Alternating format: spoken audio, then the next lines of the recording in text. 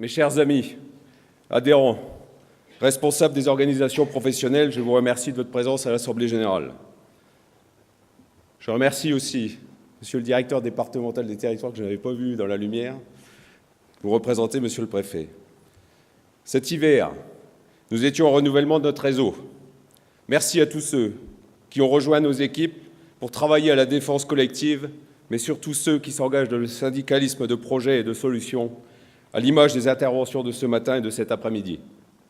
Merci à toutes celles et ceux qui ont choisi de passer la main après des années d'engagement professionnel passé au service de l'intérêt général.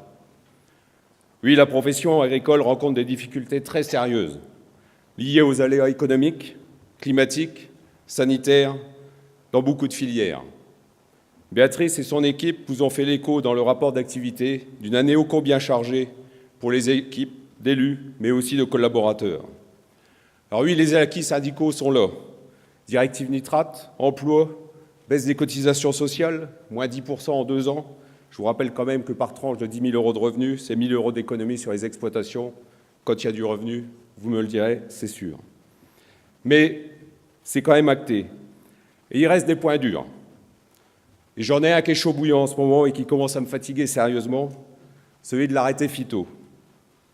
Je pense que nous avons des directives nationales qui doivent renvoyer la responsabilité dans les départements pour signer un arrêté préfectoral avant le 7 juillet. Nous avons une administration, comme on le disait tout à l'heure, et notamment régionale, qui abuse et qui ne fait pas confiance aux paysans. Et je peux vous assurer que si on a besoin de vous, on vous relèvera aussi le défi pendant la moisson. Concernant l'éthanol de première génération, faire le choix de l'éthanol, c'est contribuer à l'économie, à l'emploi de notre pays et au développement du bouquet énergétique et la diversification de nos assolements. La Commission européenne veut aussi remettre en cause le développement des biocarburants de première génération en ramenant leur contribution à 3,8% en 2030 contre 7% en 2020, au profit des biocarburants de seconde génération qui n'existent encore pas à ce jour. Le travail est à mener avec les 2 filières, biodiesel et bioéthanol. Concernant les surfaces interenvironnementales, oui, nous avons eu une mauvaise décision hier. Le Parlement européen a rejeté la résolution de sa commission agricole. L'interdiction des produits de santé végétale sur les surfaces interenvironnementales est actée. Il va aussi falloir nous battre pour essayer de trouver des solutions pour tous les agriculteurs sur le département qui n'ont pas non plus la chance de pouvoir faire des cultures intermédiaires partout sur des territoires difficiles, mais aussi qui n'ont pas la luzerne. Et je pense aussi aux éleveurs, auxquels on doit valoriser les pâtures dans ces surfaces interenvironnementales. Alors oui, l'année 2016 et 2017 est très chargée pour la DASEA et son organisation Réagir pour accompagner les agriculteurs qui souhaitent un appui collectif dans ces périodes de turbulence. Merci à l'ensemble des partenaires agricoles qui permettent cette organisation collective autour des 2 centres comptables, CDER et AS Entreprises, mais aussi la MSA, Groupama, Crédit Agricole et les coopératives. En tant que responsables, nous sommes aussi affectés par certains drames, trop souvent dans nos campagnes françaises et marnaises. Peu de périodes de notre histoire professionnelle ont été autant heurtées. Calamités climatiques, contre-performance économique, drames humains, oui, les campagnes françaises sont éprouvées. Nous réfléchissons aujourd'hui avec la MSA et l'évêché pour mettre en place des groupes de parole, sans appartenance syndicale, afin que chacun puisse s'exprimer sur ses difficultés. C'est un travail certes difficile, mais qui me semble nécessaire.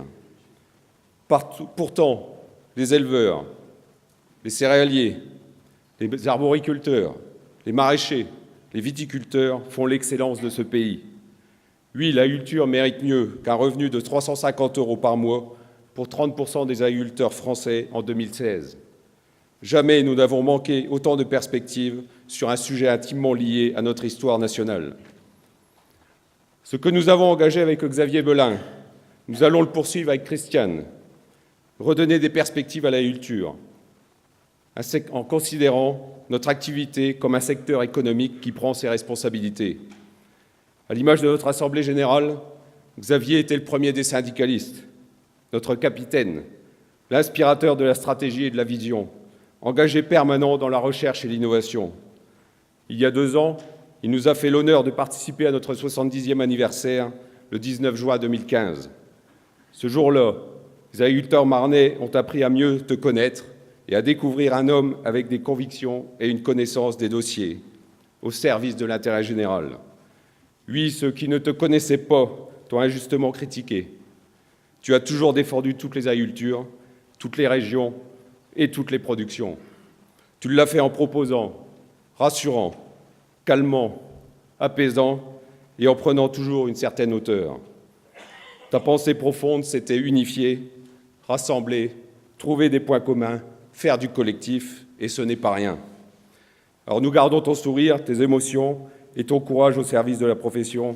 Merci Xavier.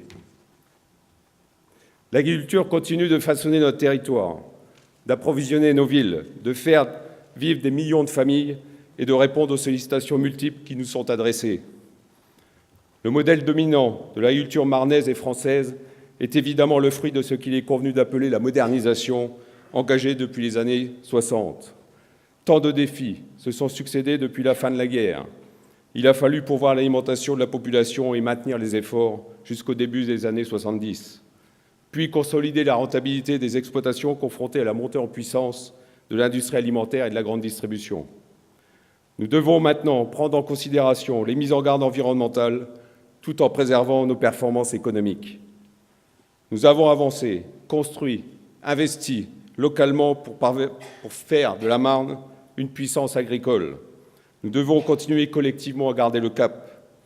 L'unité de la profession est une nécessité et une évidence. L'organisation syndicale forte et structurée doit nous garantir une meilleure répartition de la valeur ajoutée au sein des filières. Oui, le constat est cruel. Aujourd'hui, sur 100 € de dépenses alimentaires, seulement 8 reviennent aux producteurs. Il faut sortir du dogme du prix bas pour que les producteurs s'approprient au juste prix la valeur de nos produits, tout en veillant à ce que soient mis en œuvre ces objectifs de baisse de charges et de simplification des normes lors du quinquennat qui s'engage et réformer le droit de la concurrence. On peut regretter que pour les négociations de 2017, beaucoup d'opérateurs aient cherché à éviter les dispositifs de la loi Sapin, nouvellement votée. Nous nous sommes insurgés auprès du ministre de l'Agriculture, certes, c'était M. Stéphane Le Foll, sur ce non-respect de la loi. Alors, est-ce que nous allons obtenir satisfaction avec les États généraux de l'alimentation cette fois-ci? Il devrait être piloté par notre nouveau ministre de l'Agriculture et de l'Alimentation, M. Mézard, dès le mois de juillet. Oui, il est urgent de rééquilibrer les rapports de force au profit de ceux qui produisent et fabriquent. Ces États généraux peuvent être un rendez-vous important. Ils devraient réunir tous les acteurs, des agriculteurs jusqu'aux consommateurs, car il faut recréer de la valeur à chaque maillon de la filière, quitte à remplacer la loi de modernisation et de l'économie de 2008. De l'agriculture à la transformation, les filières agroalimentaires représentent 17% des emplois et 15% du produit intérieur brut. Nous sommes attachés à la préservation des ressources, mais la transition écologique ne doit pas pénaliser notre compétitivité et l'emploi. Si ces États généraux se transforment en tribunal populaire, tout le monde en sortira perdant. Il s'agit bien de remettre la construction du prix, sans jeu de mots, en marche avant, en faisant référence à des indicateurs publics de coûts de production lors des négociations de prix entre producteurs et premiers acheteurs, de donner plus d'importance aux négociations contractuelles et au travail des organisations de producteurs. Soyons attentifs à ce que les organisations de producteurs soient unies et solidaires. Et à l'image de la CGB, qui représente une force de négociation importante pour le revenu des planteurs de betteraves. A contrario, des organisations de producteurs trop atomisées, comme on le connaît aujourd'hui dans le lait, sont préjudiciables pour défendre de manière homogène et unitaire l'ensemble des producteurs. Alors oui, nous avons de grands chantiers devant nous, notamment les négociations de la future PAC. Nous avons des exigences sur le projet européen, tout en étant conscients que nous devons aller vers plus d'unité, d'équité au sein de l'ensemble des filières agricoles. Les négociations du Brexit vont s'ouvrir suite aux élections législatives du Royaume-Uni du 8 juin dernier. Les enjeux agricoles sont de première importance pour le secteur agroalimentaire. Quant à l'impact budgétaire, la sortie du Royaume-Uni signifie la sortie d'un contributeur net au budget de l'Union européenne d'environ 7 milliards d'euros. Toutefois, dans le cadre financier 2014-2020, la fin de la contribution britannique est négligeable face à sa contribution liée aux engagements internationaux du Royaume-Uni. En effet, ce dernier devra honorer tous les engagements qu'il a pris en tant qu'État membre de l'Union. Les premières estimations étaient de 60 milliards, mais plus l'inventaire s'étoffe, plus les montants augmentent. Alors, il faudra aussi voir comment va réagir la nouvelle majorité du Royaume-Uni. La FNSEA prend une position sur ces négociations, notamment pour obtenir la position de négociation ferme de l'Union européenne à 27 et défendre les intérêts agricoles européens. Ces négociations vont s'inscrire dans un contexte international tumultueux et un environnement économique difficile, qui font apparaître la nécessité de donner un nouveau cap stratégique à la PAC, tout en étant conscient que l'Europe doit aussi évoluer sur d'autres politiques structurelles, telles que la défense, la gestion des migratoires et d'autres politiques, avec peut-être des conséquences sur le budget agricole. Le rapport d'orientation de notre congrès FNSEA à Brest a été consacré à l'Europe, parce que nous voyons bien le sentiment pro-européen s'effilocher. En France, ne parlent d'Europe que ceux qui la critiquent et très peu ceux qui mettent en avant les intérêts de la construction européenne. Il est urgent de retrouver une Europe politique, un vrai projet européen. Il faut recréer un sentiment plus identitaire européen et non aller vers le repli sur soi. Côté français, il faut sortir de l'enfermement sur les normes. Arrêtons immédiatement toute surtransposition des normes européennes. C'est un vœu pieux, j'espère qu'on va y arriver un jour. Évitons la surenchère. En écoutant la réalité du terrain, on en arrive aujourd'hui à des situations ubuesques. En 2016, 10 administrations différentes peuvent contrôler un agriculteur. L'état d'urgence serait-il décrété pour notre profession? C'est à s'en poser les questions. Le monde agricole souffre des excès d'une réglementation qui l'entrave et le réduit à un rôle d'exécutant. Va-t-on enfin revenir à un pacte de confiance entre le politique et le monde agricole? Je crois que ça fait le lien avec ce qu'on a entendu il y a très peu de temps. C'est ce qui me semble promis, avec une administration qui conseille plutôt que de punir. À vérifier. Si c'est le cas, ce sera une bonne nouvelle depuis le temps que nous le réclamons. Je préfère effectivement le contrat à la directive. Côté numérique, il faut rapidement rattraper le retard en mettant en place un accès égal à la téléphonie et au haut débit sur tout le territoire rural. Je remercie aussi l'engagement du Conseil régional et départemental sur ce point. Mais sachez qu'à ce jour, seulement 50% de la population rurale est couverte par le haut débit. Comment aujourd'hui imaginer développer l'activité d'une exploitation sans accès à ces technologies? Le président de la République s'est aussi engagé et a repris nos propositions en émettant l'idée de lancer un grand plan national d'investissement agricole destiné aux besoins de modernisation de l'agriculture française et estimé à plus de 5 milliards. Une vision stratégique de l'agriculture, fondée sur l'innovation et le progrès, est indispensable pour assurer la compétitivité et la durabilité de notre secteur. Pour faire face à tous ces types d'aléas, il faut créer une épargne de précaution sous la forme d'un outil fiscal moderne et souple qui pourra constituer la première étape d'une politique ambitieuse de gestion des risques climatiques, économiques, sanitaires et politiques, en référence à l'embargo russe qui a déstabilisé de nombreuses filières. Oui, les débats s'annoncent passionnants et ardus entre la vision du renforcement du paiement des aides directes, la gestion des risques, l'épargne de précaution et les autres sujets. Donc tout cela plaide pour une organisation forte de la profession agricole, pour capter et aller chercher de la valeur ajoutée sur les marchés intérieurs et l'exportation. Il ne s'agit pas d'avoir une vision doctrinaire, mais mettons autour de la table Farm Europe, Momagri, les AS spécialisés, les grandes cultures et l'élevage, pour garder l'équité et l'unité de la profession, et surtout l'organisation des filières. Oui, l'Europe doit réaffirmer son ambition pour son agriculture. Nous devons assumer notre rôle de chef d'entreprise, anticiper au mieux les évolutions et continuer à réfléchir collectivement et individuellement à l'évolution de nos structures sur nos exploitations. Le matériel agricole est de plus en plus performant et coûteux. Les nouvelles technologies aussi. Soyons attentifs aux investissements raisonnés sur des surfaces qui permettent de rentabiliser de tels coûts. L'organisation en copropriété en CUMA reste une solution moderne et efficace pour maîtriser ses coûts de production. Le travail en commun n'est pas toujours une évidence, mais s'avère enrichissant et porteur de projets lorsqu'il est bien organisé et respectueux des hommes. Le portage du foncier est aussi un enjeu important. Là aussi, le mutualisme est aussi une réponse. En 2016, nos groupements fonciers agricoles mutuels ont acquis 125 hectares. Oui, je reste persuadé que l'Europe et l'État ne peuvent pas tout gérer. C'est à nous, la profession agricole, de proposer et porter des projets, des initiatives qui redonnent du sens et des valeurs au monde agricole.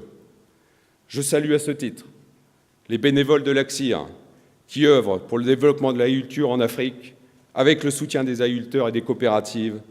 Alors n'hésitez pas à vous engager pour le 1000e.